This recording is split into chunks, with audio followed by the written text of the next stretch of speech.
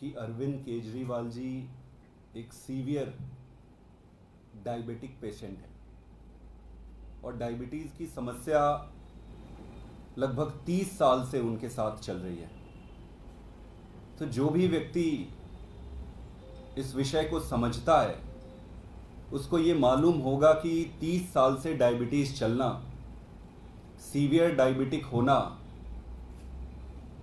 कितनी बड़ी समस्या होती है। डायबिटीज़ के दो कंडीशन होते हैं, एक तो होता है जब शुगर लेवल बढ़ जाता है और एक होता है शुगर लेवल घट जाता है। तो जब शुगर लेवल बढ़ जाता है उसको हाइपरग्लाइसीमिया कहते हैं और जब शुगर लेवल डाउन हो जाता है उसको कहते हैं हाइपोग्लाइसीमिया।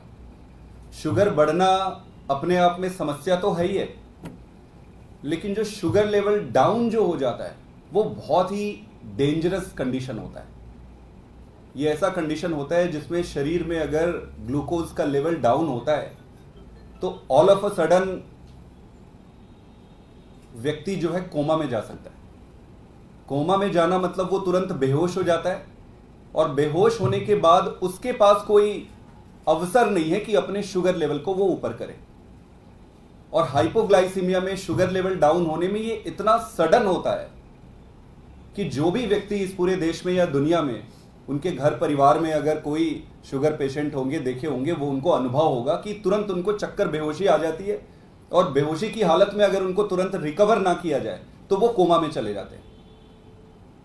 पिछले कुछ समय में 3 जून से लेकर 7 जुलाई तक 34 टाइम्स अरविंद केजरीवाल जी का शुगर 50 के लेवल से नीचे गया है या 50 तक गया है, जो कि काफी चिंताजनक विषय है। और ये चिंताजनक अगर वो एक व्यक्ति होते तो अलग बात होती। वो इस देश के चुने हुए मुख्यमंत्री, लोकप्रिय मुख्यमंत्री हैं जिस पर इस देश के आने वाले राजनीतिक भविष्य पर भविष्य टिका हुआ है। ऐसे व्यक्ति जिसको लाखों करोड़ों लोग अपना आदर्श मानते हैं, ऐसे व्यक्ति को इस तरीके से फ्लक्चुएटिंग स्टेट ऑफ शुगर में जेल के अंदर बंदी बनाकर रख दिया जाए, छोड़ दिया जाए, ये बहुत ही गंभीर विषय है। प्रश्न ये है कि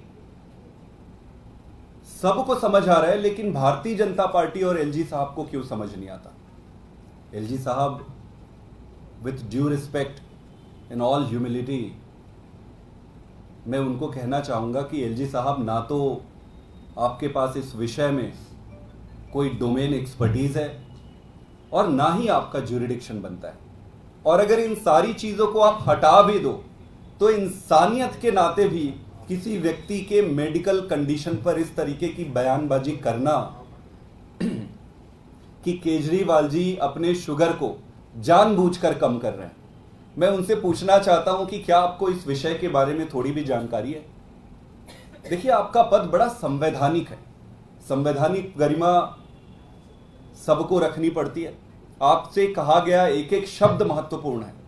आप कह रहे हो कि अरविंद केजरीवाल जानबूझकर अपने शुगर को वो कम करते हैं। कोई भी व्यक्ति जानबूझकर अपना शुगर डाउन नहीं कर सकता, और वो उस स्थिति में, खासकर जब वो कहीं कन्फाइंड है, कहीं जेल में बंद है, अगर शुगर लेवल अचानक नीचे चला जाता है तो वो बेहोश हो सकते हैं, कोई रिकवर नहीं कर सकता। ये कोई ऐसी बीमारी नहीं है कि शुगर लेवल डाउन हो गया तो चलो भाई अस्पताल चलते हैं, ठीक हो जाएंगे और फिर आ जाएंगे। तो इतनी तो समझ मुझे लगता है कि पढ़े लिखे व्यक्ति में होती है। तो फिर एलजी साहब तो संवैधानिक पद पर बैठे हैं। और खासकर भारतीय जनता पार्टी से मैं ये कहना चाहूंगा कि अगर आपको ये बात समझ नहीं आ रही तो किसी पढ़े लिखे व्यक्ति से या डॉक्टर से आप समझिए इस विषय को। आपको ये मालूम ही होगा कि स्पेशल पीएमएलए कोर्ट ने और फिर सुप्रीम कोर्ट ने जिस तरीके का जजमेंट दिया है, और खासकर मैं आपके माध्यम से आपके सभी व्यूअर्स को जो सुन रहे हैं उनको बताना चाहूंगा कि पीएमएलए में बेल ऐसे नहीं मिलता है। पीएमएलए में सारे तथ्यों को खगालने के बाद जब ये वो कन्विंस हो जाते हैं कि यहां पर कोई लिंक या कोई मेलाफाइड इंटेंशन या कोई भी गलत चीजें नहीं हुई हैं, वो स्टैब्लिश होता है, तब वो बेल देते हैं। तो स्पेशल पीएमएलए के कोर्ट ने और फिर सुप्रीम कोर्ट ने, दोनों ने स्पष्ट शब्दों में लिखा हुआ है कि यहां पर कोई गड़बड़ियां अभी पाई नहीं गई है और उनको बेल दिया गया। पूरे देश और दुनिया के सामने इतने ब्लेटेंट तरीके से सीबीआई भेजकर उनको फिर गिरफ्तार कर लिया जाता है। भाई क्या न्याय दिलाना उद्देश्य है? मैं आपसे पूछना चाहता हूं, क्या न्याय दिलाना उद्देश्य है इन एजेंसियों का? अगर एजेंसियों का न्याय दिलाना उद्देश्य नहीं है तो उद्देश्य क्या है? क्या यह आपको स्पष्ट नहीं लग रहा है कि केजरीवाल जी को जबरदस्ती बंद करके उनको प्रताड़ित करना, उनके जान के साथ खिलवाड़ करना, यह बड़ा ऑब्वियस सी चीजें दिख रही है। और मैं आपको बता दूं कि आप इतिहास उठाकर देखेंगे, तानाशाही जो भी रिजाइम रहा है विश्व के किसी भी कोने पर, कोई भी तानाशाही व्यक्ति जब राज करता है तो तानाशाही के एक विशेष स्वभाव में यह होता है कि वो राजनैतिक द्वेष के कारण राजनैतिक बंदी बनाते हैं। तो केजरीवाल जी जेल किसी और कारण से नहीं गए, केजरीवाल जी एक राजनैतिक बंदी हैं और राजनैतिक बंदियों के साथ तानाशाहों की प्रवृत्तियां जग जाहिर है, कुछ भी नया नहीं है। आपको और हमको कई बार लगेगा कि यार ये एग्जेजरेट कर रहा है, एग्जेजरेशन नहीं है, एग्जेजरेशन नहीं है।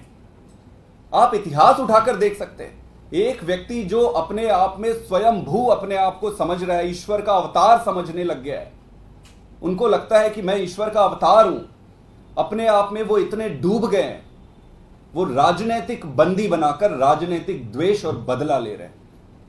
तो केजरीवाल जी एक राजनीतिक बंदी है, उनको डराने की कोशिश की जा रही है कि खबरदार अगर हमारे खिलाफ आवाज उठाई तो जेल के अंदर ही रहकर तुम्हारा ग्लूकोज डाउन करा के तुम्हारे साथ कुछ भी करा सकते हैं। उनको डराने की कोशिश की जा रही है, उनके साथ षड्यंत्र किया जा रहा है। पर यह समझने वाली बात है कि यह कोई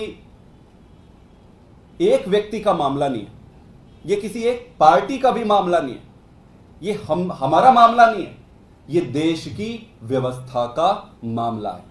अगर इस तरीके से राजनीति होगी तो कोई राजनीति में क्यों आएगा? कोई राजनीतिक दल बनाने की चेष्टा क्यों करेगा?